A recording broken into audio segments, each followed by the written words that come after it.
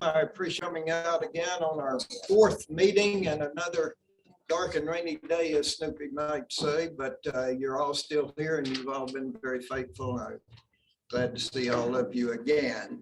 It's going to be a little different this time. I have a guest with me that I'll introduce in just a minute, and I'm going to do the first part. He's going to do the second part, and we've got handouts coming, but I want to say a word about the handouts, not to be too directive or authoritarian here, but this is a big stack of handouts and I put them together, and I may not have put them together in just the best order to do this. So I want to get my trusty teaching assistant here in just a minute.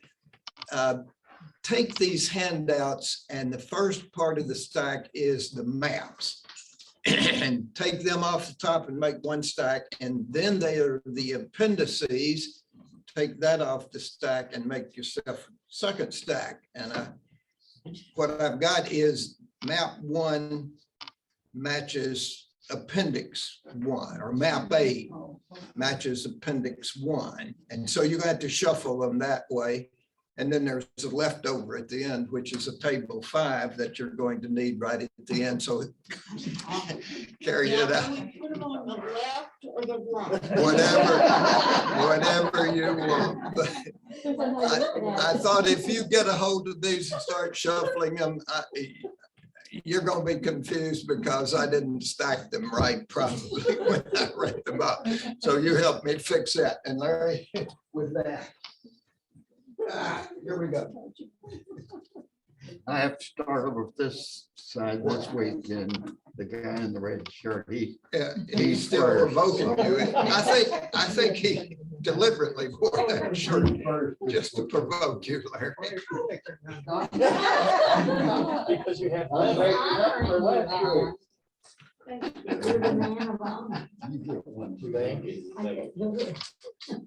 I think Larry epitomizes that old whip that even paranoids have real enemies in case of this controversy here.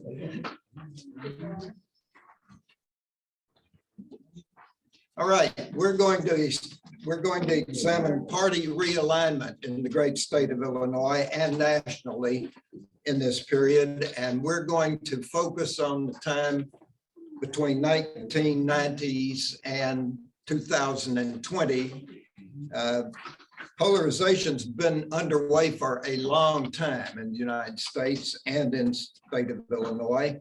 Some would trace it back to Goldwater versus Johnson, because that's when the conservative wing of the Republican Party really took over the party, and where the old Jacob Javits and Nelson Rockefeller liberal to moderate Republicans basically got chased out of the party when William Scranton basically lost to Barry Goldwater. So some people start process there, because the Republican Party certainly started realigning pretty heavily after that. Of course, Goldwater lost disastrously to Lyndon Johnson, so that may have slowed things down just a bit.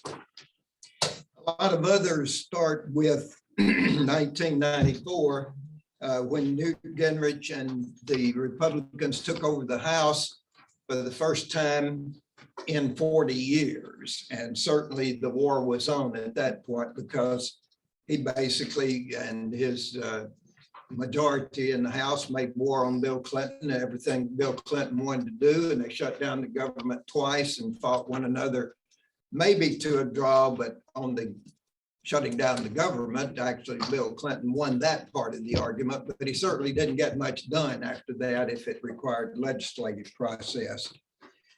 That process then took off nationally. It was a little later coming to Illinois, and especially to Southern Illinois, as our data I think will show when you get to it. The data are a paper that John Foster, who is right over there in the corner, my colleague, many of you know, some of you have heard from him when he's been guest with me before. I'm glad to have him and his wife Terry with us today. John and I have been working on this paper even before the 2020 election votes were counted. So we've been with it for a good while, but it is now fortunately just out. It's published in a limited number of hard copies, but it's up on the web. If you want to look at the whole thing, and I would enjoy having some of you do that because you might find some interesting things that I'm not going to talk about today.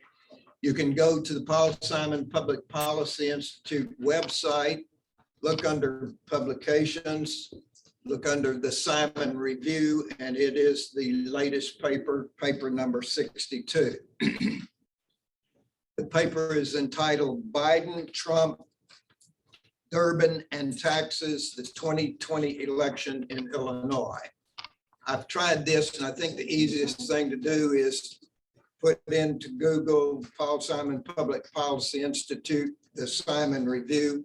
It comes rolling right up along with every other paper that we've published in the earlier 61 papers there. You scroll through that and see something else, those are up there for reading too. It's on that open SIU Marsh library function, which is a great thing that the library provides for it as well. So what we did is we started with the 1990s, specifically the 1996 race, which was Clinton versus Dole, which of course was 2 years after the Republicans under Gingrich had just taken back the House. So that seems to be a pretty good race to start with. In 1996, you got Clinton versus Dole, and in the Senate election that year, which is really fortuitous for our analysis, one Dick Durbin came on the scenes, the heir apparent to Paul Simon. He won Paul Simon's seat that year. And so we've got a marker for where Dick Durbin and the Senate campaigns have been. You probably won't remember, but he ran against a guy named Al Salvey, who was from the Goldwater wing of the party. And so that got Dick Durbin off and running in the Senate. He'd been 10 years in the House before that. Next, we look at Glenn Pochard versus George Ryan in 98, which of course George Ryan won, but it turned out to be closer than expected because Pochard ran really a strong race, came very close to winning, ran strong in both Southern and Central Illinois. And that simply hasn't happened since, to the extent that actually I think Paul Simon, or I think Glenn Pochard did better than certainly most people in Northeast Illinois expected him to do, and we'll come back to that in just a little bit. Anyway, these set the baselines, we think, and so change over time reflected in aggregate data is what this paper is all about. I get my pages to turn here now, which is always a challenge. We then place a special emphasis on the economic data. This is John Foster's forte, and he's going to come on and talk about the economic data, which I think are terribly interested in their own right. I focused first on the chronological narrative. All of the events leading up to this past fall election, or fall of 2020 election campaign, established the context for how this particular election played out, both in Illinois and nationally. I do some focus on the demographic variables in the paper that we won't have time to talk about today, but they are religion, region, place of residence, race, gender, socioeconomic status, things that we've already talked about to some extent here in the class. We think that Illinois is particularly interesting and important because the studies that have been done clearly show that we are a microcosm of the nation as a whole. In every way, Illinois is one of the most representative states that you can get. The old Nixon era phrase, will it play in Peoria? You may remember that. Well, that was for a reason. Peoria was one of those really representative microcosms that you could go to and do marketing research. But what we're looking at in Illinois, an audience that you will appreciate, is this is the time when this state, one of the last states that had a great urban machine centered in Chicago, the old pragmatic politics, the old politics that we all grew up with is beginning to give way to the new politics. And the new politics have a lot of indicators of that, but it's the transition to more ideologically divisive, issue-driven campaigns and elections and parties that reflect that. I mentioned the first day in here a book by Ornstein and Mann, and it's entitled "It's Even Worse Than It Looks," and that was published in 2012, as I talked about. And in that book, they call this the parliamentary style political parties, which are ideologically polarized, internally unified, vehemently oppositional, and politically strategic. Now that's a mouthful. I'm quoting directly from the book, but that really summarizes this new model of politics and new model of political parties that we've transitioned into from the old urban machine oriented pragmatic jobs, all those things that the machine did and the organization did that are mostly gone now, and the parties are realigned now. As I've mentioned more than once since we've been meeting, the aftermath of November the 3rd really makes this one even more unique than perhaps any recent, certainly any modern election I can think about, because they haven't ended yet. That whole era is still with us. That whole argument about who won the election, who lost and why, and did Trump really lose, all of that's still out there. As you know, we usually just move on.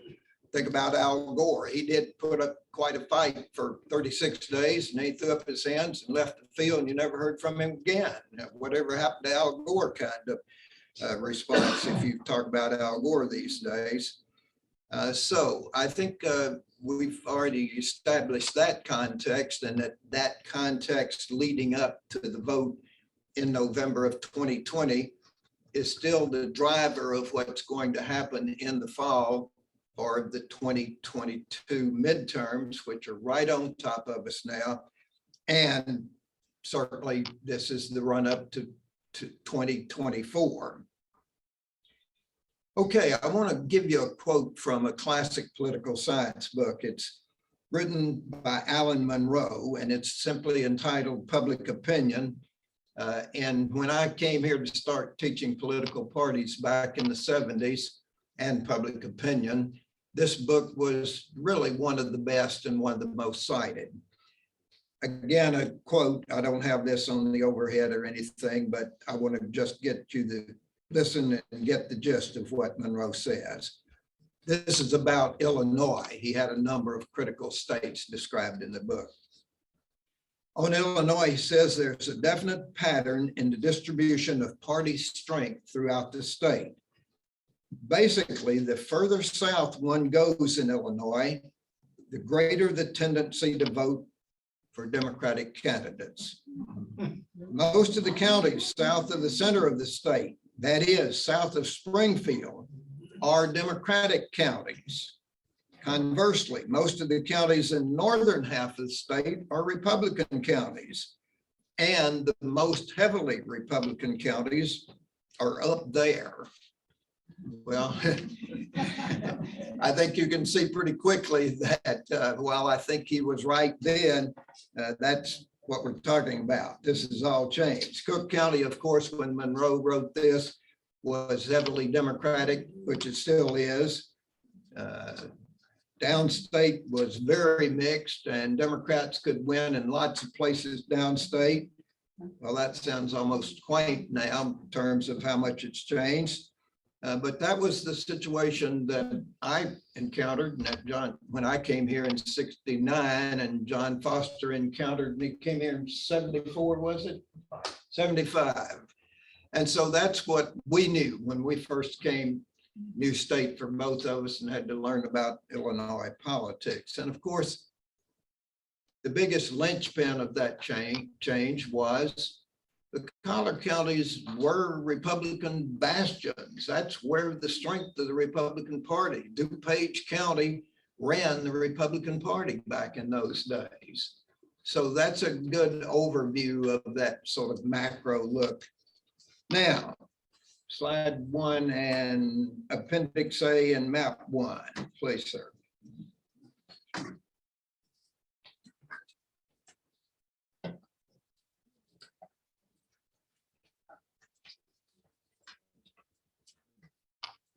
We get map 1. It's in the stack at the top, should be, hope, map 1 6, 7, and 8. should be at the top of your stack, Map 6. Appendix A and map 1. Biden won 57.54% of the popular vote. Trump got 40.55% of the popular vote. And you can see from map 1, Trump won 88 counties and Biden won 14 counties. So if you look at the state returns by county, and the counties are not drawn proportionate to population, that's what you get. And what you get is a sea of red with a few exceptions. And the same pattern holds for the national map. If you've looked at, and I'm sure you've seen in the wake of the 2020 elections, those national maps, it really is geographically a sea of red with some blue islands and some blue strips down the right-hand coast and the left-hand coast and a few scattered other blue islands in between. I have relatives in South Arkansas that love to put that map up today, and they talk about that's why we have to have the Electoral College. It's exactly right there. You can see we've got them outnumbered. And they think that red geography ought to tell the tale, and 2 times in this century it has told the tale. But that's another story. We'll come back and have already talked occasionally about the Electoral College.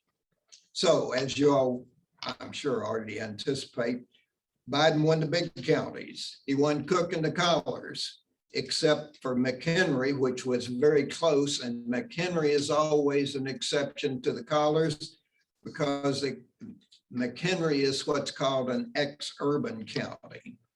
Biden won DuPage. He won Peoria. He won McLean County, won Rock Island County, won Champaign. He won St. Clair. And then, oh, by the way, he won Jackson, talking about a blue island in the Red Sea. There we are, sticking out as deviant cases. And fortunately for our paper purposes, Dick Durbin won exactly the same 14 counties. This would be a lot harder paper to write and to really provide the backup material on if they'd varied, but they didn't. They won the same exact 14 counties.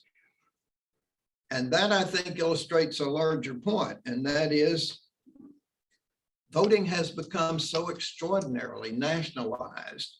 It used to be you'd get split results at the aggregate level. You'd get split results, particularly when there was a well-entrenched incumbent, because that incumbent was likely to have built his friends and his base and built up more and more strength as you go along and get more and more seniority. People wrote learned books in the 1990s about the so-called split ticket voter. And it was a phenomenon, and it was on the rise, and there were more and more split ticket outcomes, and people wrote books that had good basis. In fact, at that point saying split ticket voting is the wave of the future. Well, if it was, it broke on the shore and disappeared because people are not writing books about split ticket voting. It's less and less, and much less than it used to be, and more 14 counties look exactly the same on the Senate race as they looked on the House race. or on the presidential race, I should have said. Durbin won, as you can see there on the handout, 54.9% of the popular vote. His opponent was Mark Curran, who got not even quite 40% of the vote. There was a small fall off between the presidential result. Durbin ran slightly behind Biden, which is interesting, and you can see that, but he didn't lose any counties that Biden carried. Now, for comparison quickly, Dick Durbin won 53.55% in 2014. He won 14 counties then. And this looks like stability in the Durbin world. However, and you had to get down to the tedium and find these things. This is one of these things that comes out at you once you get down and do all of the tedious sifting of the aggregate results that we did. 14. However, 8 counties changed for Dick Durbin in just that one term. Those that shifted down here were, he lost Alexander, Pulaski, Gallatin in deep southern Illinois. He lost Calhoun, Henderson, Knox, Fulton in western Illinois, Whiteside in northwestern Illinois, all of which he lost then in 2020. But he didn't lose. He in fact ran very well. He got almost 55% of the vote. How is that? He won Winnebago, Peoria, McLean, which he's not been winning, DeKalb, Kane, Kendall, DuPage, Will, Collar counties. And so just in that one term, Durbin's whole base in effect changed that dramatically. And that geographical base is what we're mostly talking about here today. So we write in the paper, in sum, Durbin traded some small to middle-sized counties downstate for the much larger populations in the urban and suburban parts of the state. Circumstance changed, Durbin changed with them. If you're an experienced incumbent that survived as long as Dick Durbin has, that's what you've got to do. And he has done that very successfully to keep his string going now. What, 5th term, I guess this one is. Now, again, key population question comes up. Again, we write, and I'll quote us in the book, in the paper here, the Democrats carried 8 of the top 10 largest counties in Illinois. They carried 12 out of the top 15 largest counties. They lost only McHenry at number 6, Madison at number 8, and Sangamon at number 11. Now that's what's happened, basically not only in Illinois, but in the nation as a whole. Some stability of note here, we went back and looked at Hillary Clinton. I didn't provide you the backup here, but we looked at Hillary Clinton in 2016 in Illinois. She carried only 12 counties.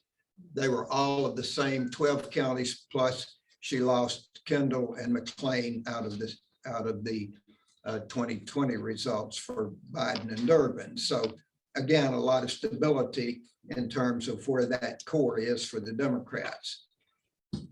So in summary, what we think this shows is that the new base is there pretty clearly demonstrated for you in map 1, for example, where the Democratic base is now in this state and where the Republican base is now in the state. You've got Pritzker in 2018 on the handout, or at least there is a handout somewhere in there if you found it. It gives you Appendix B, 16 counties that Pritzker won. He picked up 2 counties compared to the 14. And so Pritzker's coming up again this time. We'll see how Pritzker in 2018 did with a backdrop of what Pritzker in 2022 does. So that one I think is interesting as a footnote leading up to Pritzker's current campaign. Now, if we could go to map 6, appendix F, both, Gary.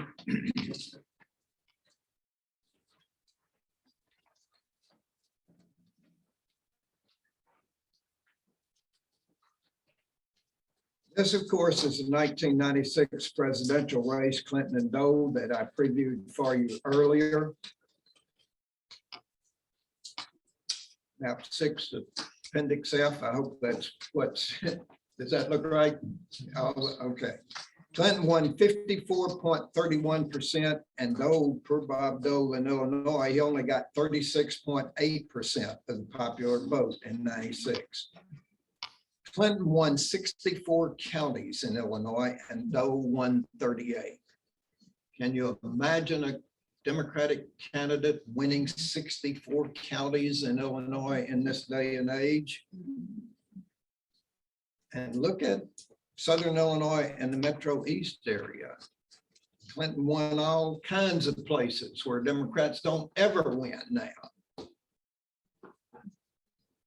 All right, map 7 and appendix G, please. That's Durbin versus Salve. Durbin won 56.8% of the vote and Salve got only 40.67. Maybe throwing maps and things at you too fast here, but map 7 and appendix G should be Durbin versus Salve. Durbin's been remarkably consistent. He's been right around 55% every time he ran. Again, that doesn't mean stability because he's put that coalition together to get 55 roughly every time, but under remarkably different circumstances. Durbin won 51 and Salve won 51. I've looked at a lot of Illinois returns. I've never seen another case where they exactly split even on the counties. But again, look at the blue on that map, especially Metro East and Southern Illinois areas and up the river on the west side of Illinois. It's just a whole different ballgame from what you get for the outcomes statewide these days. I'll let you mull that over for a minute. Hopefully I haven't gone too fast rushing through all of this, but anyway, I think the large points hopefully are fairly clear here. All right, let's go to Glenn Pichard and George Ryan. That's map 8 and appendix H.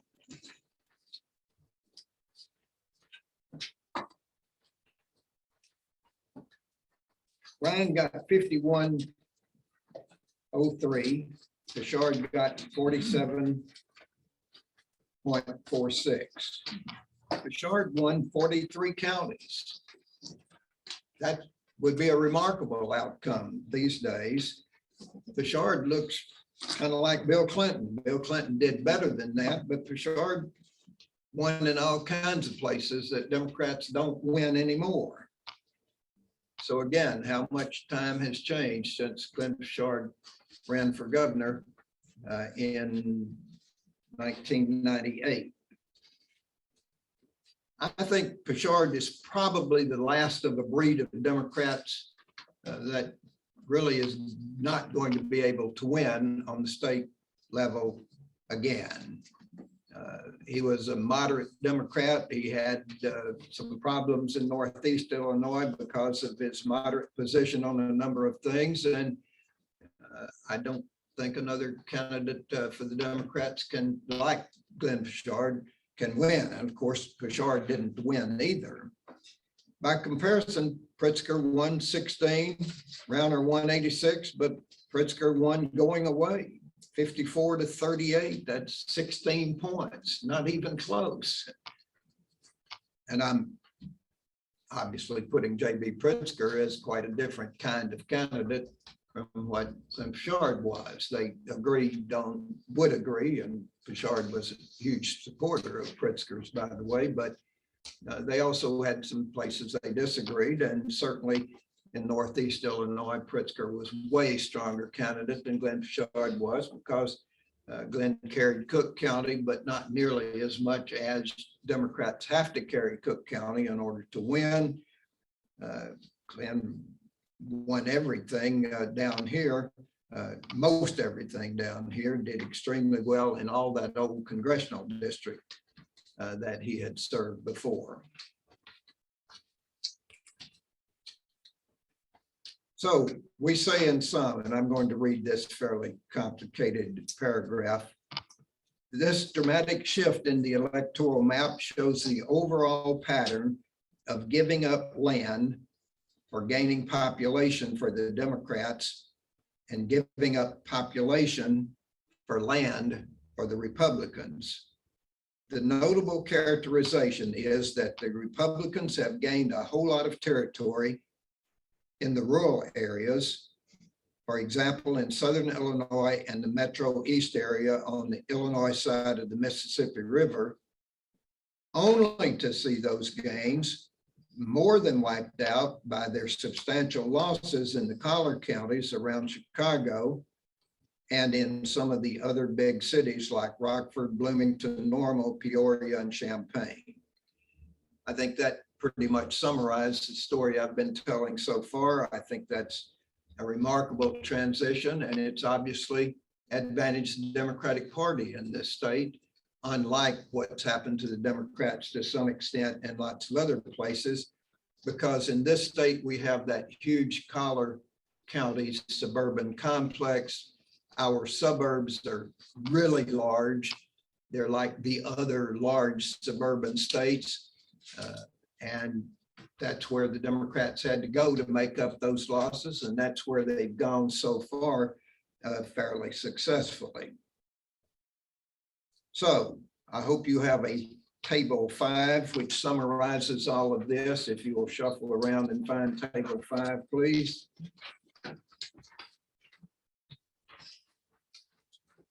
There's long-term trends across a whole bunch of different races. I think those are interesting data and a rich collection of data, all summarized right there in one handy place. You have to be a little weird to think that's good stuff and fun stuff, but what can I tell you? I think what's happening here is, again, a microcosm of what happened nationally. It's not just Illinois. What were the tipping points? Look down those lists and see if you can find what you think are basic tipping points where important shifts seem to have changed.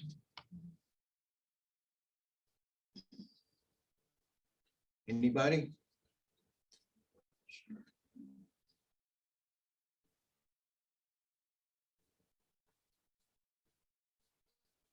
Well, nationally, I think the tipping points are pretty close to the same, and some of ours are a little bit later in terms. Anybody got a great thought there? Great Eureka experience? Maybe that's not clear enough. Not a good question, not posed. Well, look at what Pat Quinn did, for example, or didn't do. Poor old Pat, he only got 4 counties, right? That certainly, to me, one of the tipping points right there.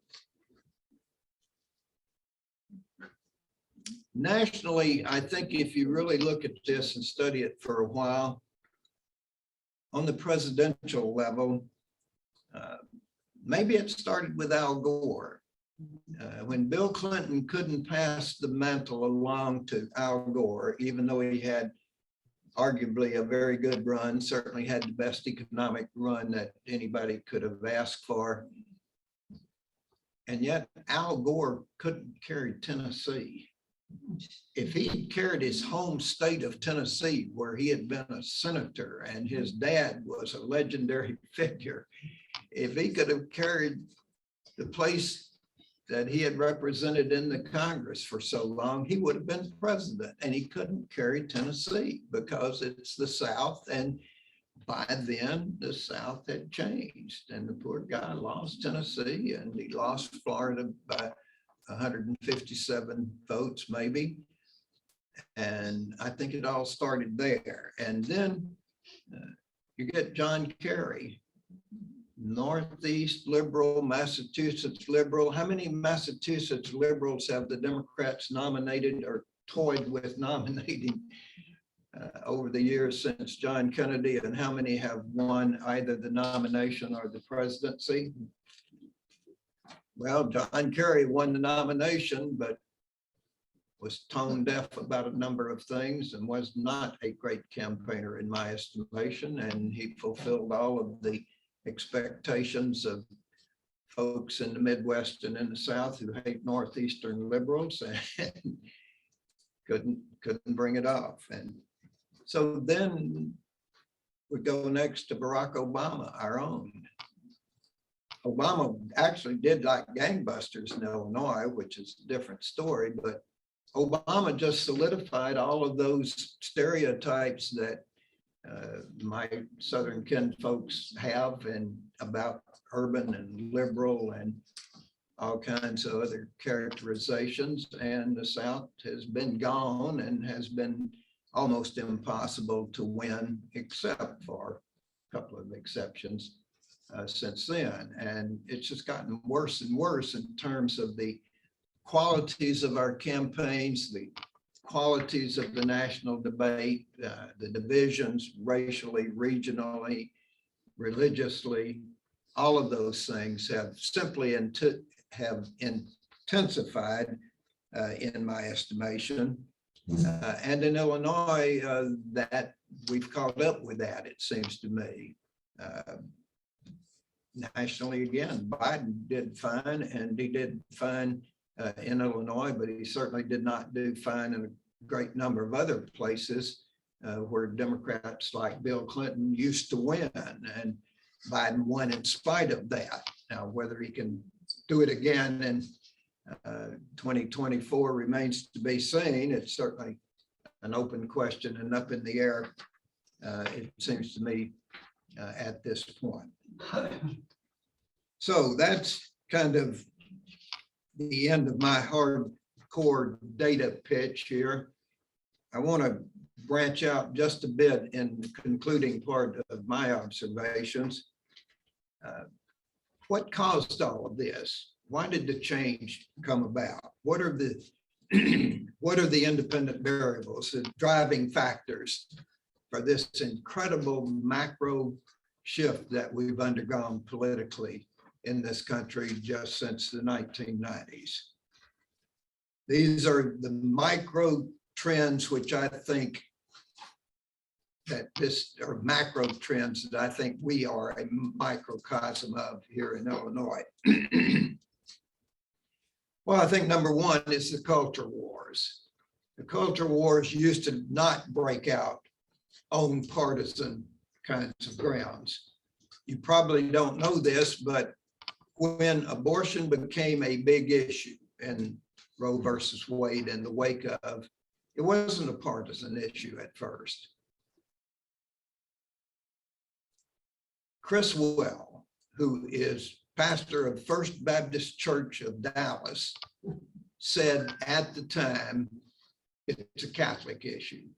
We don't care. It's not anything we care about. Now, if you know anything about Southern Baptist Convention, I don't know why you would, but it's interesting because everybody down there is either Southern Baptist or related to Southern Baptist. W.A. Criswell epitomized that religious strain. It wasn't long until he changed his mind, because in 1980, Ronald Reagan and the forces that controlled the convention that year decided to write an anti-abortion repeal Roe versus Wade plank into the platform. And the Democrats said, oh, well, we need a plank too. And of course, Democrats followed suit. And at that point, it changed from being totally not religion-based and not really an issue that aligned on party fracture lines to now it's one of the driving forces out there and still very much in the air and very much up for grabs. Other things like control of K through 12 curriculum, all of that's another iteration of the culture wars.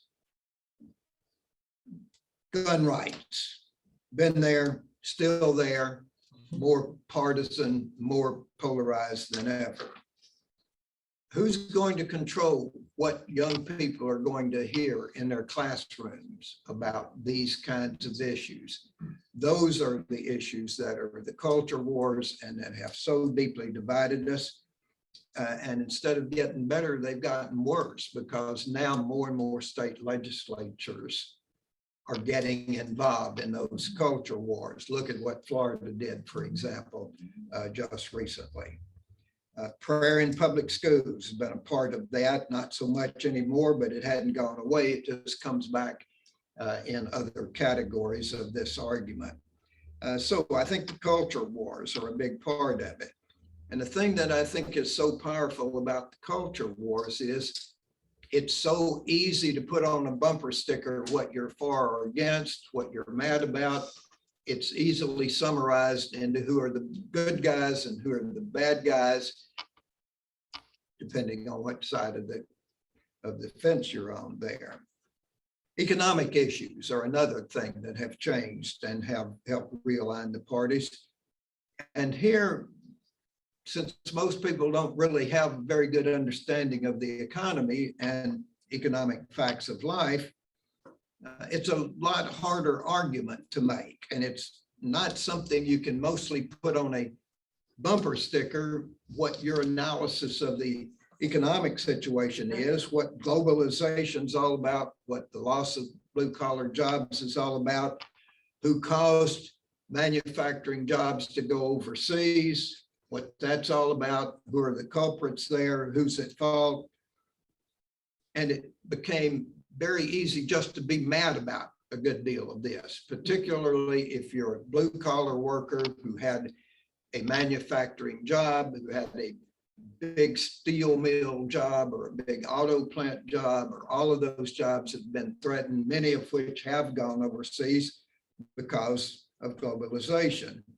So it's easy enough to blame it on, quote, the elites, whoever they are. That gets all those Hollywood types out there. That's easy enough for middle America to get really disgusted with real fast because they're the same elites that are making all these other bad things happening and electing the wrong people. Congress and the president, for example, are involved here, although they're not the major drivers in my estimation. The major drivers are the companies that make these decisions to move all of those jobs offshore looking for cheap labor. That's the driver. When I grew up in South Arkansas, we lured a big factory from the suburbs of Chicago to come down to make women's garments in my little county seat town. And my mother got a job making 75 cents an hour, $6 a day. She was an outstanding seamstress. She could bust every quota they would give her in terms of how many linings she had to sew into men's coats in one day in order to get a little boost to get up from 75 cents an hour. Same thing happened 30 years later when that factory moved to Costa Rica or somewhere down south, way further than us. And the building's still standing there empty, as a matter of fact. Well, who caused all that? Well, there was a company out of Chicago, Illinois that moved to Magnolia, Arkansas that then moved them. Oh, well. Anyway, you get the point. These things are complicated. There are a lot of players in the private sector and certainly the president and the Congress with regard to free trade and how you're going to do tariffs and all of that sort of thing. The point I'm about to get to, sooner or later, I promise. The Democrats lost that argument pretty badly because they lost the blue collar base they once could depend on by virtue of not making that argument clearly enough, in my estimation. They don't do that education that is needed, and you don't have all that many United Auto Workers and steel workers, and certainly United Mine Workers in Southern and Central Illinois. That once was the backbone of the Democratic Party. And as the unions declined and as the union leadership lost their ability to carry their membership with them, Democratic Party lost this whole area as very direct result of all of that, in my estimation. That leads me to my next point, which is rural isolation, and that is we're losing population. All Midwestern and Western and many Southern jurisdictions and states have lost population to the urban areas. The young, the people who are getting their high school and maybe university educations, then go on to the urban areas. Richard Florida is a famous demographer that writes about this. He's written a book on what he calls creative class. The people who build these new companies and new ways to make livings and so forth, they all tend to cluster in the big cities because they can deal with one another, they stimulate one another, and those jobs follow them there. Some of you know the name of Catherine Kramer. She spoke here not too many years ago. She analyzed Wisconsin and came up with exactly the same thing happening in Wisconsin, although it's the reverse. It's upstate Wisconsin and mid Wisconsin compared to us, where it's southern northern division. So southern, western, eastern Illinois have lost population, and we've lost clout as we've lost population. And that sort of rural resentment is a result of all of those economic trends that work against us, and all of those economic trends that work against the Democratic Party in many ways. So the Republicans now dominate downstate. They dominate much of central Illinois. Democrats, on the other hand, dominate Chicago, as they always have, but with much different reasons now. And the key has been they dominate 4 out of the 5 collar counties. So what was going on? We think that was going on. We think those are the drivers of those changes over time, those changes in the color of the map that you see. I know I've spat out a lot of stuff here at you, but I've gotten on through what I want to do. I have a handout now, Larry, if you would come, and John Foster, I'm going to get you on stage and me off and out of the way, okay?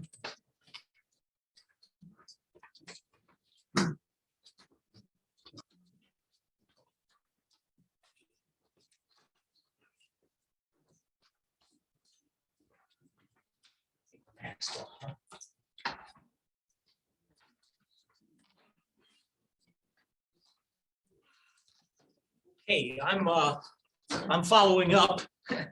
A lot of what John had, it's kind of continuation. I had 2 opening lines in my notes, and John used them both already. I was going to say Illinois is a microcosm of the country, and it is. And I was going to use the play in Peoria line. And, that's from the Mad Men era of advertising, willing to play in Peoria. And I think it was actually kind of condescending in a way, but on the other hand, it probably represented some reality to it. The Mad Men were on Madison Avenue in New York City, and the question went around the conference table on, it isn't us that we're trying to sell to, it's Peoria we're trying to sell to. That was the gist of the line. I'm going to start with that table that John that John had earlier, which is the blue-red map of Illinois. And what number did you call it? There it is. That's map 1. Yeah, map one. Please. Map 1. Okay, that's where I'm starting. So we got some transition here. I guess I ought to first say, just as a methods point, I taught that for years. And we have the data I have here is by counties, and it's not by individuals. And so you can take the data and make generalizations about counties, but it's kind of a stretch to go to individuals. And that's used to beat students up on that in graduate student orals sometimes, but it's a point to make, I guess. Okay, first of all, as John said earlier, this map looks like Illinois, the 2020 map with Biden and Durbin carrying 14 counties. Looks like this is a red state, right? And 88 to 14 in terms of counties. If we portion the Illinois Senate by counties, and some states used to do that, one senator per county. Well, if we did it that way, it'd be 88 to 14 Republicans in Springfield. We, of course, don't do it that way. That way of doing it was thrown out in 1962, John Baker versus Carr Supreme Court case. And I remember I was in undergraduate college at the time. I remember the instructor saying that in defending not doing it this way, he says, I love wildlife. I love deer. I love raccoons, but I don't think they ought to have representatives in the legislature. That's a 50-year-old joke. But if we did it that way, to be 88 to 14, I guess the coons and deer, rabbits would be well represented in Springfield. And I won't pursue that one any further. The map, just the broad generalizations on the map. The blue counties, the Democratic counties are, as we earlier said, it's Cook County in the suburbs with kind of a smattering around the rest of the state. And I think if you look at it, Winnebago's Rockford, Rock Island, the Quad Cities, Peoria, obviously. Those are really old industrial cities. And I think there's still some semblance of union vote there that can be mobilized. Also, and I would add St. Clair to that, so that'd be 4. Those are counties with heavy minority populations that tend to vote Democratic. The other small cluster is really university counties. Illinois State's in McLean, Champaign obviously is the biggest university in the state, and then us, this little blue island down in the Red Sea. It's a little bit like Berlin before the wall came down. we kind of need an Autobahn, I guess, to get in and out of here. Okay, so that's kind of the picture. Now, the data that we used, that I'm going to slide to my table 1, which I think should be in your packet. You got table 1, okay. I'm going to make a few points on this. What we did there is we broke it down. We're comparing the 14 blue counties with the 88 red counties. Okay, the 14 blue counties have 75% of Illinois' population, 9.5 million to about 3.2 million, and that's growing. That grew from, if you look on from 2010, when blue share of the blue population went to 9.5 million to 9.6. The red dropped from 3.2 to 3.1 million. The blue counties have higher per capita income, 36,000 to 29,000. They have smaller elderly populations, 14.6 in the blue, 18.8 in the red, and they have, I didn't have that number in there, but the much larger minority population. If you lump all minorities together, essentially that's all non-white, Black, Hispanic, Asian American, Native American. The blue counties are about 47% minority. The red counties are only 15% minority. That's obviously quite a difference between the two. Last point I make on this table is that the blue counties, Illinois as a whole, lost population between 2010 and 2020, but not much, 0.1%. Now, we lost a congressional seat in the process because other states are growing while we're losing just a little bit. But that loss was all in the red counties. The blue counties actually gained a little bit of population, 1.1. It's not much, while the red counties lost 3.9%. And I think my son lives in Decatur, and I go back and forth up Route 51 sometimes. And you drive up 51, and it's hollowed out. You go through those little towns, and the stores, you see a lot of plywood boarding up stores, and it's clearly, those red counties are clearly emptying out. You go different route. My daughter lives in Springfield. Okay, you go through Lebanon, Nashville, those don't look so bad. But you go up 51, and that's, I think you get a feel for how red Illinois is emptying out. Losing population's long been a Republican talking point in Illinois. They blame the Democrats for it, but the reality is it's the Republican base that's moving or dying, maybe is more accurate, a mix of the two, I suppose. And blue Illinois is actually growing a little bit. Another little anecdote, little footnote here, of those 88 red counties, only 6 of them gained population between 2010 and 2020. 6 out of 88 gained population. One of them was Williamson, which is growing a little bit. Another one was Monroe County in the metro area, which is growing a little bit. I'm going to switch to table 2. And this is getting into some economic stuff. The 14 blue counties count for 80% of Illinois GDP. I got that row there under Biden-Durham counties with 81, 82, 82, and so forth. A little over 80% of the GDP. Remember, from the previous table, 75% of the population, a little over 80% of the GDP. Obviously wealthier. Blue counties are obviously wealthier. They're producing more of the goods and services in the state of Illinois than you would expect from their population. Those blue state economies are growing faster. It grew from 81.8 to 82.2 in the 3 years that I have on that table. That's 0.4%. That, I guess that doesn't sound like much, but if you multiply that by the state GDP, that's about $3 billion.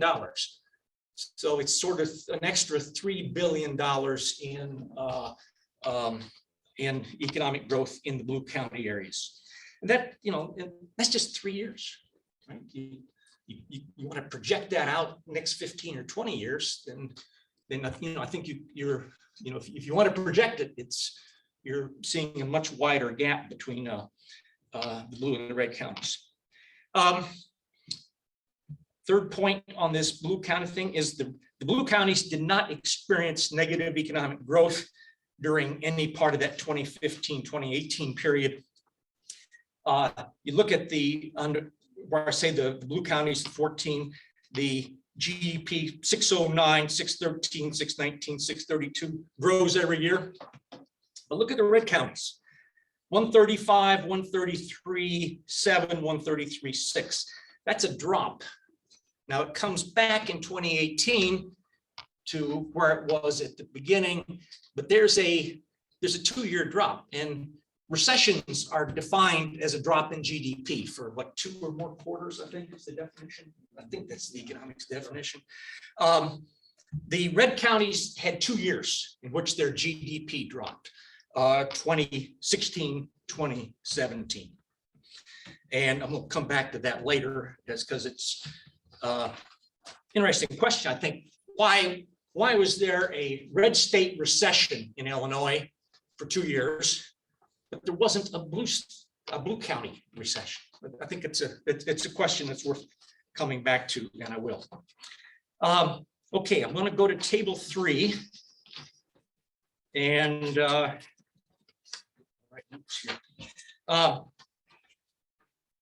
here we're looking at state revenue and spending data. Now, I took budgeting for many years, and I know when you start talking about revenue and spending, disbursements and budgets, eyes start to glaze over. So I always used to start the budget class. I'd start with two lines, and maybe it helped a little bit. There's a famous definition of budgeting by Aaron Wildofsky, who was an academic, University of California, Berkeley. He said, budgets are statements of priorities with price tags attached. And the gist was, if you want to know what government's really doing, you got to look at the budget. You got to look at where's the money? Where's the money? Okay. The other great budget quote was a Willie Sutton, who was not an academic, he was a bank robber. And after he was doing time, he was interviewed by a young and presumably naive reporter, said, "Mr. Sutton, why do you rob banks?" And Sutton's famous line was, "Because that's where the money is." So that's two anecdotes, I guess, that meant to convince you this stuff really is kind of important. Okay, couple other points to make on this is what we did here is put together data from let me back up a second. You can't really just look this stuff up. There is no one source in Illinois that tells you how many dollars in taxes were collected out of a county and how many dollars in revenue were counted. It's spread across a whole lot of agencies that look at their individual piece, but they don't look at the whole thing. Now, there's an agency now called COGFA, the Commission on Governmental Forecasting and Accountability. It's a very small agency in state government, used to be the Legislative Research Unit. And actually, they do these kinds of things, or at least they will if they're asked to by a member of the legislature. And John, we were able to get a member of the legislature to ask them to do this. So they put together what 2013 through 2017, I think, was it 16? And I guess they did it because of the legislator, but the legislator wouldn't have asked him, of course, that John hadn't gotten on him. And so this is, I guess the roundabout point here is this is original data. The earlier stuff I talked about is census data. Everybody's got that. I don't think anybody's got this stuff. So for various reasons. Okay, a second point to make, or another point to make is, on this data, the budget data and the revenue data, you can't trace all of it to counties. You can trace most of it, but not all of it. If you think a little bit about it, that's why. About a quarter of the state tax take is corporate income taxes. Now, the state records that in the county where the company is headquartered. But obviously, companies make money in places other than where they're headquartered, right? They sell all over the state, all over the country. So you really can't trace corporate income tax and say, okay, this is how much Jackson County paid in corporate income tax. Okay. On the disbursement side, the biggest thing you can't trace is contributions to the retirement system. They all eventually wind up in counties in people's pockets, like I guess most of us. But the state doesn't track it that far. What the state shows is that they sent money off to the retirement system headquarters. CSRS is in Champaign, of course. A couple of the others are in Springfield. So if you just look at where that money goes, it looks like it all went to Springfield or Champaign, but it really didn't, does it? I mean, some of it's coming to me, which is nice. Okay, so that's the untraceable part. And that runs between 60 and 80%. What we did is, if you look at that row that says adjusted, okay, the total row, and I'll just say 2014 Biden counties, that 22,285,000, that's what can actually be traced in revenue that year. The 28.1 is my estimate of how much really went into those counties. And I got that by dividing the 22 by the percentage that year. So we kind of assume that the untraceable is in the same percentage as the traceable, okay? Next point to make on this table is that column that says ratio. Okay. Ratio is the revenue divided by disbursements. Okay, so for that very first one, the Biden counties 2014, divide 22.2, and that's billions, by 17.4 billion, you get 0.78. In other words, the blue counties, look at it that way, they're getting back 78 cents in in spending for every dollar they pay in taxes. Okay. In a sense, they're losing money on the deal. You look down, and I'm gonna get this point later. Of course, the ratios under the red counties are somewhat different. Key point is, if it's more than one, the county or the region received more in state spending than they paid in taxes. If it's under one, they paid more taxes than came back in the form of state spending. Okay, third, and I guess the last kind of footnote on this thing is the budget impasse, which everybody here remembers, right? Essentially started in January 2015 when the state income tax sunsetted from 5% down to 5.75%. Excuse me, 3.7, dropped from 5 to 3.75%. That's a 25% cut in rates, and that was immediately followed by a significant drop. If you look at the, this is 2 years, if you look, for example, on the total state revenue in 2014, 35.5. By 2016, that's 2 years, it had dropped. Okay, look at the Illinois total at the bottom of table 3. Okay, and under disbursements, 35,514 billion. Okay, the state of Illinois collected 35 billion in taxes in 2014. That was the last year before the budget impasse. 2 years in, they collected 29.234 billion. That's a $6 billion drop. That's a lot of money that just disappeared all of a sudden. Now, at the same time, state never passed a budget for any of those years. But as you all know, you all hear at that time, it didn't totally stop things. State employees still had jobs. State legislature and the governor passed a special exemption for K through 12 education. So that money kept coming from the state. They kept the retirement system going. State, when it got in budget trouble earlier, effectively borrowed money by not putting money in the retirement system. But by 2015, people were, I think, serious enough about the financial state of the retirement system that they kept putting money in.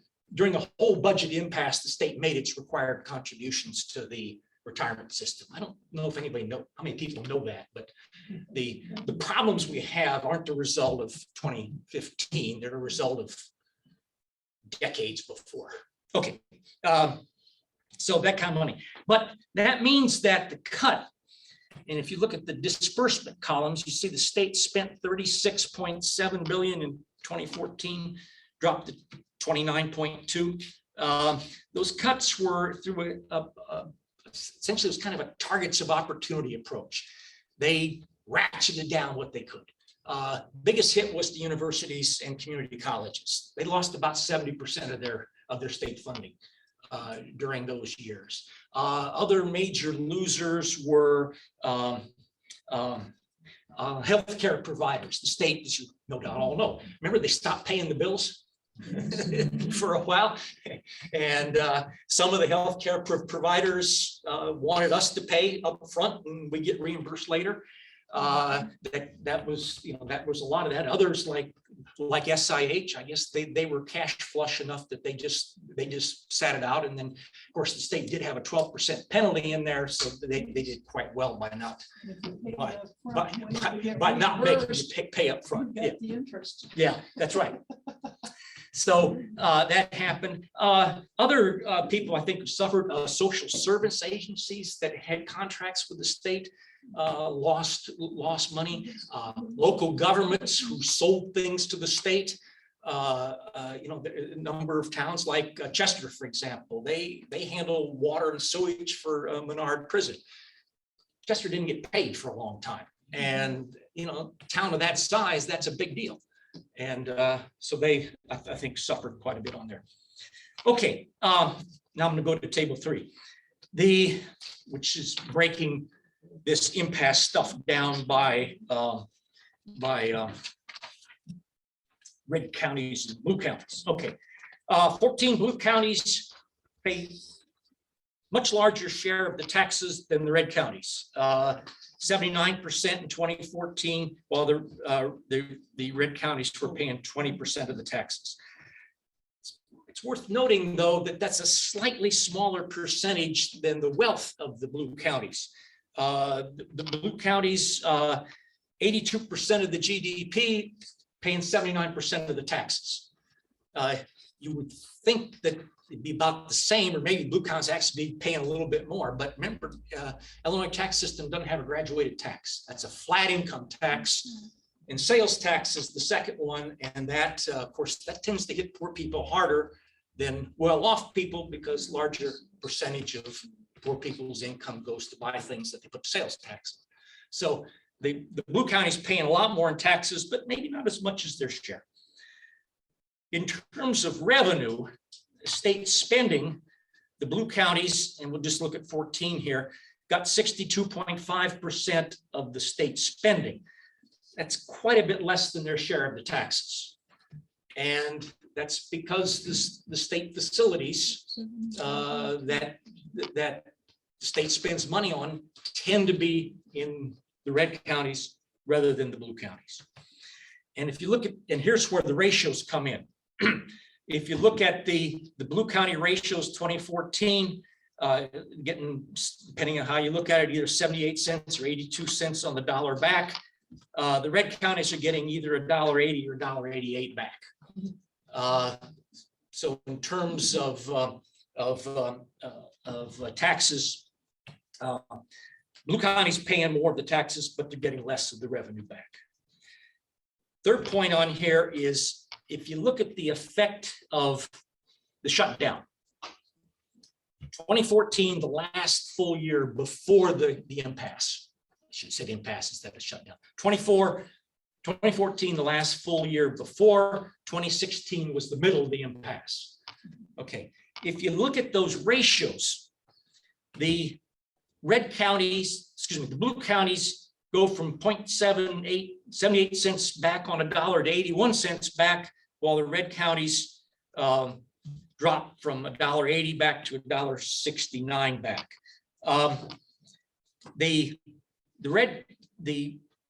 The blue county expenditures did drops from 22.9 to 20.4, but the red county expenditures dropped more. And the blue counties save a lot more on taxes with that, but by cutting that income tax from 5 to 3.75, that saved the blue counties a lot more than it saved the red counties. So in the spending gap between red and blue actually is narrowed during the impasse. Now, if I can, I guess, make a completely partisan comment here, trying to be objective, but one thing, one partisan comment. I think there's a great irony that a Republican governor who created the impasse, in my view, the Governor Rauner was the cause of the impasse, stuck it to his base much more than he did the other side. Now, I find an irony in that. Maybe it's worth a chuckle or not, but I don't know if anybody knew that at the time. But I think it's pretty clear in these numbers. The red counties, and I think that's the red county, that's a cause, partial cause at least, of that red county recession that I talked about earlier. State spending dropped so much that that the red counties go into recession. Blue counties, state's not that big of a deal. And so state spending drops there too, but it didn't affect them, I think, nearly as much. I'm going to go to table 4. Good. Yeah, we'll try to get nonpartisan here. This is here. I'm looking at the state taxing and spending as a percentage of GDP. In other words, how big of a deal is the state in those areas, both the taxes paid and the spending that comes back out of Springfield. Blue counties pay a smaller percentage of their GDP in taxes. 3.8 in 2016, 3.8 percent of Blue County GDP is paid in state taxes. In the red counties, it's 4.4. So the tax load on a percentage basis is higher in the red counties than it is the blue counties. And that kind of follows an earlier point. But the blue counties receive an even smaller percentage of their GDP in state expenditures. That's the 3.3% of GDP in the blue counties is state expenditures. In the red counties, it's 8.1. Difference between 3.3 and 8.1 is 2.5 times. That's a big difference. And I think that the generalization to make here is that the red counties far more dependent upon the state than the blue counties. And again, I think that probably explains why you had the recession when in the red counties when we had the state budget impasse for those 2.5 years. So I guess just a couple summary, just to kind of summarize what I talked about, and then I'm done. Blue Illinois has more people, more wealth, fewer elderly, much more diverse, and it's growing a little. Blue Illinois pays a larger share of the state revenue, although maybe not quite as much as you might expect given the greater wealth of that region. They get a much smaller share of state expenditures. Hence, when there was a budget impasse for 2 years, it didn't affect them that much. Red Illinois, on the other hand, was hit much harder, and I think probably had a recession. At the very least, the recession occurred at the same time that the state was shutting its budget down anyway. Causality is a little bit tricky. That's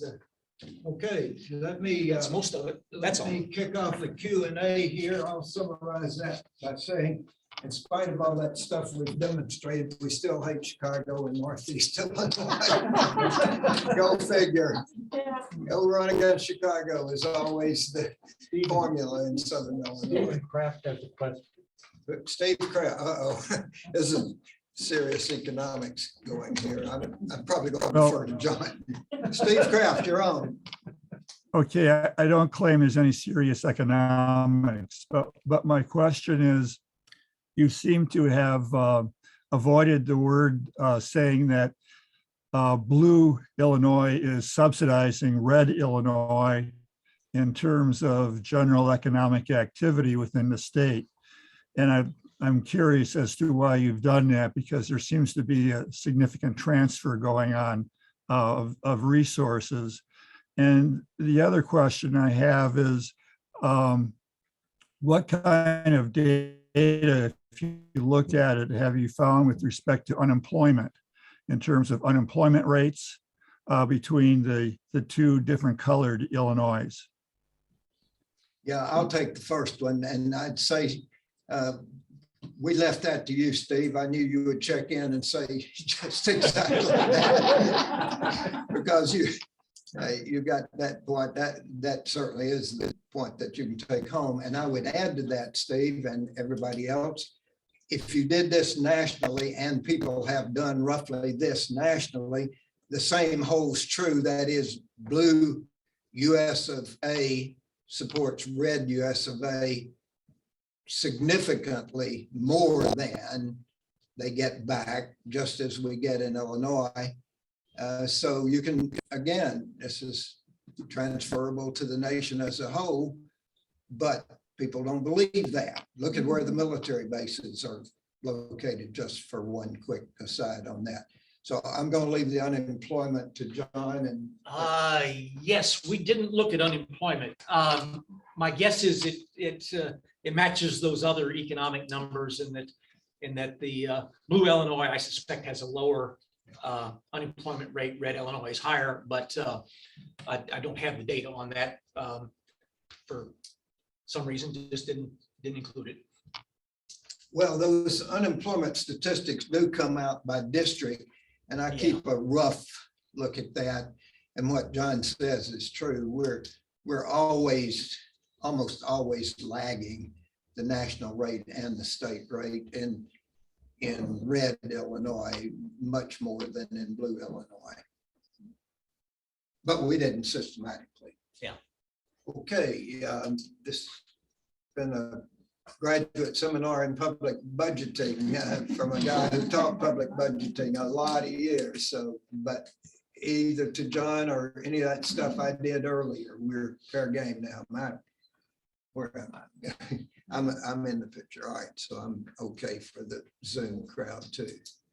Steve Kraft checked in from Zoomville. Anybody else out there want to get in on this conversation? How about this? This is good shot.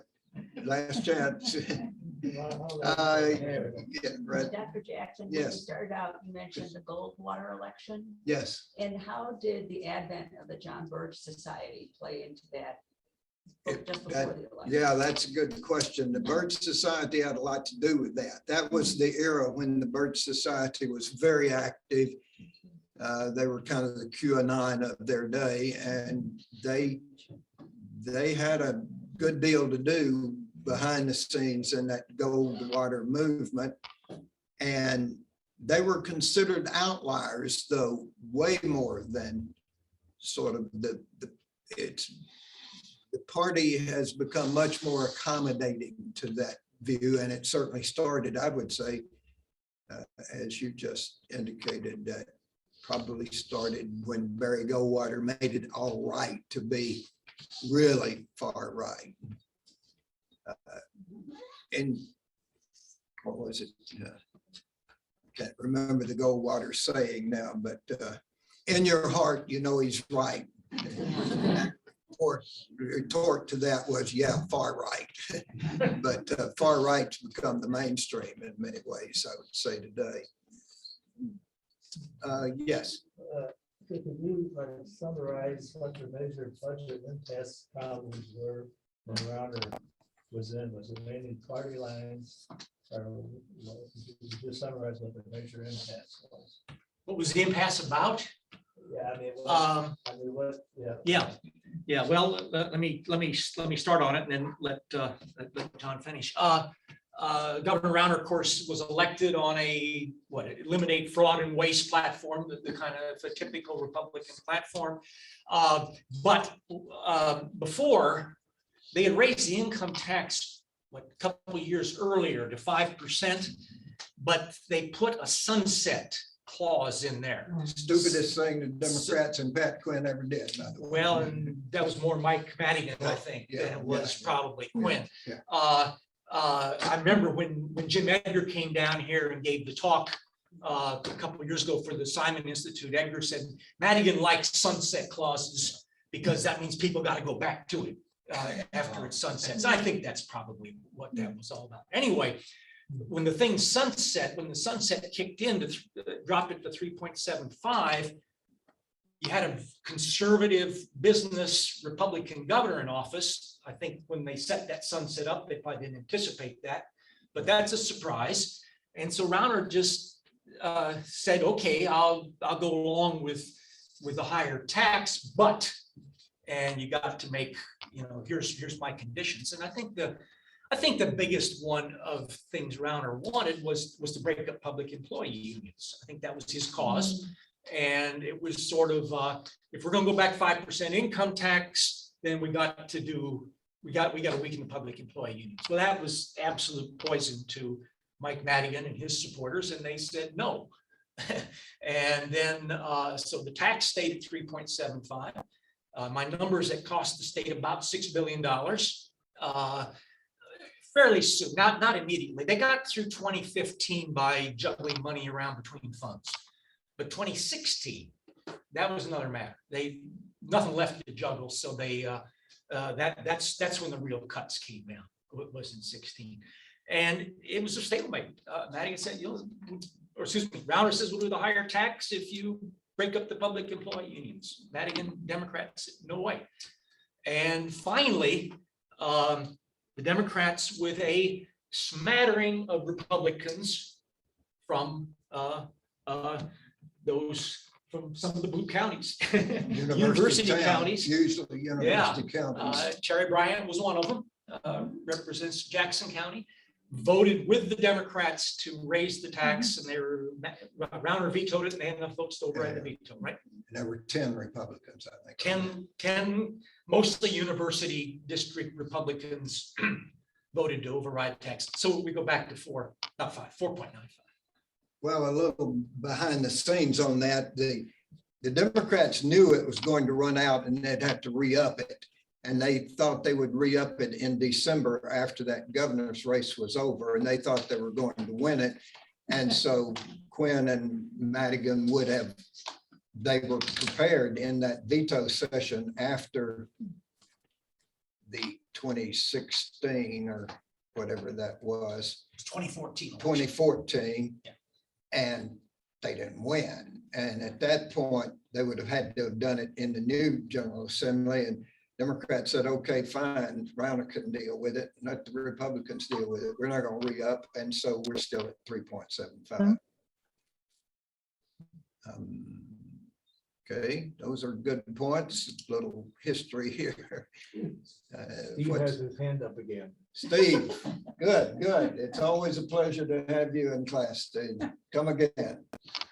Well, I don't want to horn in on anybody else's Oh, time, no, but we had dead space there. We need to fill it.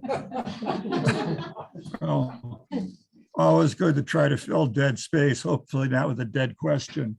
But I wonder if you could comment on what's the role of social class between the red counties and the blue counties in terms of the significance of the culture wars, as you explain them, in terms of dividing the two groups of counties, one from the other. Is there any kind of class stratification going Social on? class has been changing. It used to be that what you would expect, the higher you went into social class indicators, and there are 3 or 4 objective indicators, the more propensity to vote Republican. That was pretty dependable, and sociologists live by that sort of generalization, and that's what you would expect. But it has changed pretty significantly in that now, because education has really overridden that tendency, and the higher the education now, in many ways, the more likely, particularly if that's reinforced by where you're living, to vote Democratic. Based on that, then in blue collar areas, if you have high school education as the norm, for example, it's getting to be the more likely to vote Republican. Thus, Trump ran like gangbusters in that demographic. I think that's what you're talking about, Steve. I would add, though, that race maybe overrides social class in some ways. Yeah, in some ways. I mean, the African-American vote is about 95% Democratic. The non-Hispanic white vote is Very heavy. it leans Republican. Varies some from election to election, but well, if you layer education Yeah, and race, yeah, the non-Hispanic white high school degree only vote, yeah, that's heavily Republican now. yeah. And White people voted heavily Trump in 16, and not quite so heavily, but pretty heavily. We elected Trump in 2020. White folks, that is. But yeah, you got problems now because it's multivariate, multiple regression kind of things. But I think what John and I've said are basically true if you take out one at a time. Others, anyone? Yes, Beth. Public institutions of higher ed suffered greatly. Amen to that. It still hadn't gotten over it. Well, that's my question. What's the future? Well, the future's gotten somewhat better, but we're not even close to back to where we were. I once estimated it'd take at least 10 years to get back to where we were. We got back to, I think we finally got back to about 92% of the base from the state after, as opposed to before. We got those sort of temporary fixes, but we're only getting about 40% of the base for 2 years, and you don't get over that. I mean, we hollowed out the back shops at SIU, places way different than it used to be. All of those people that used to support all of the people that talk, for example, have just, those numbers have gone down and down again. Some of you folks were a part of knowing what I'm talking about because that's your background. And the faculty numbers got reduced dramatically. Not just then, but it got exacerbated then. The last I saw, we got back to 92% of the former base, and we got +3 this year, which is first time we've had a +3 in 10 years on the base. But you still are inching up very slowly, even trying to get back to where we were in 2014, FY 2014. We're not even back to FY 2014. Ergo, SIU faculty, staff, and students are massively smaller than we were. Ergo, Carbondale lost huge numbers. What would go down to 21,000 and something in the census. And that's partially due to COVID, but it's also partially due to those jobs disappearing out there.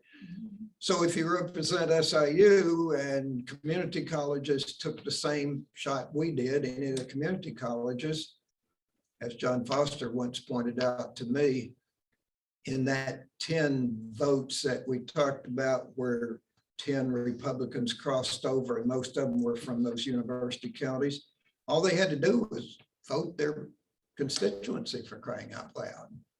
They had to vote what was obviously the interests of people that represent. But I think I just started. Between 2014 and 2016, the Illinois higher education budget. Now, this is the money that comes from the state, doesn't include tuition and all that. For higher ed, it dropped 71%. For community colleges, it dropped 68%.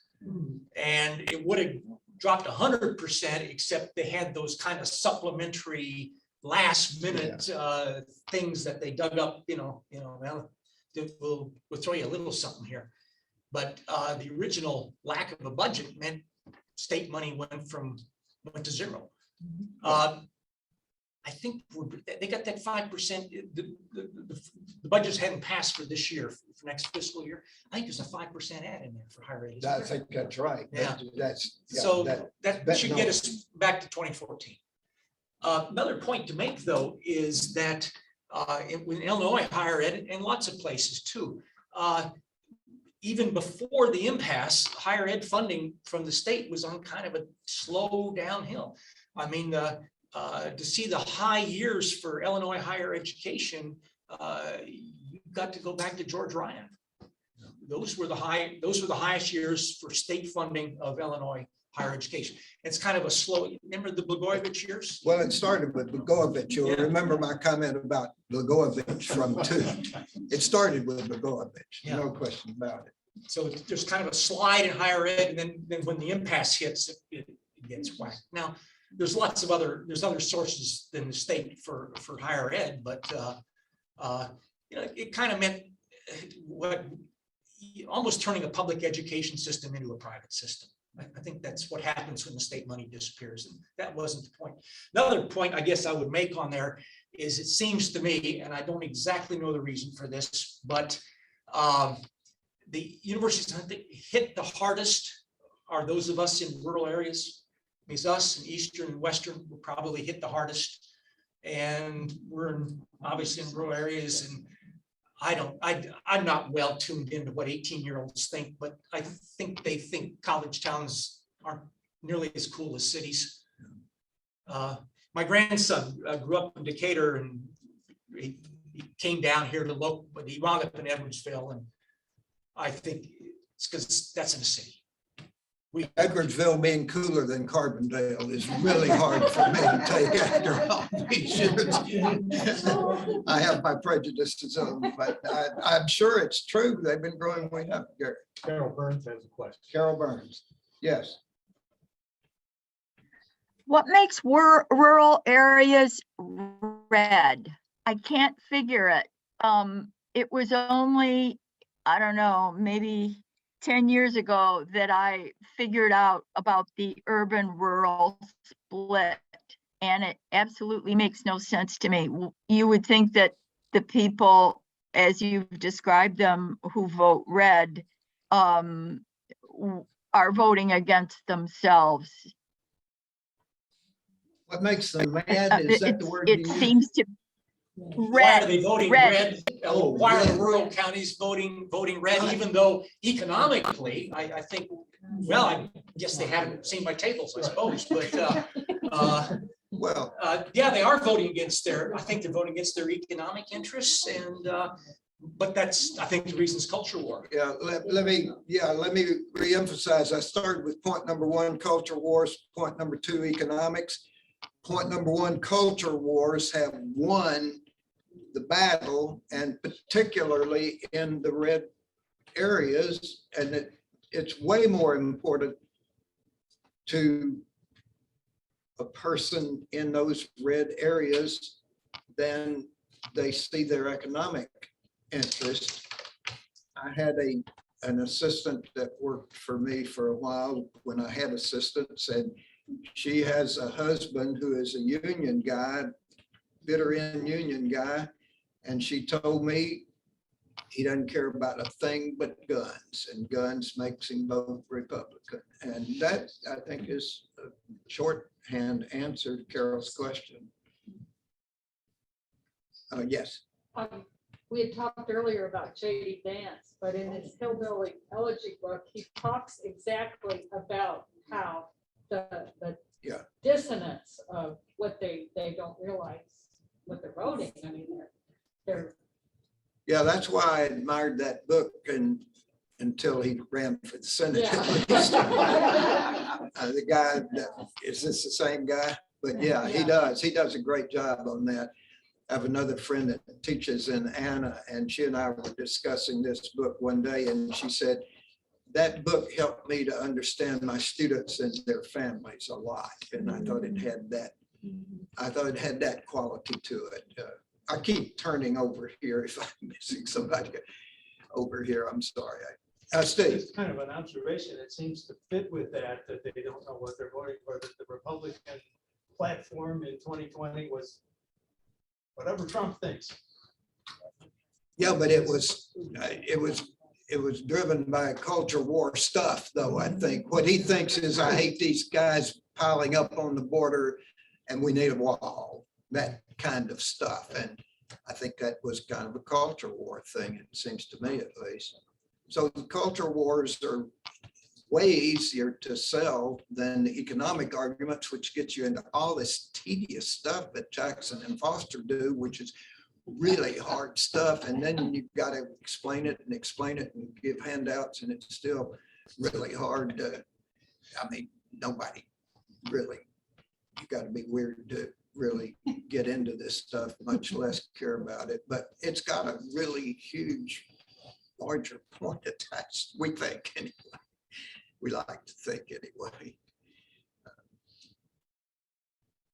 I don't know if anybody saw Christine. the Ken Burns. I'm sorry. I don't know if everybody saw the Ken Burns piece last night of Benjamin Franklin. Yeah. But one of the things in his that they mentioned was immigration and how he was against it. Yes, you're right. That's a good Goes point. way, way back. Yeah, it was letting in the Germans and letting in, who was it? Letting in the Germans and folks from Central Europe, I think. But yeah, it was very familiar, wasn't it? Very. Am I remembering? I think that's who it was. He The won. Germans, and I think the Swedes were in there.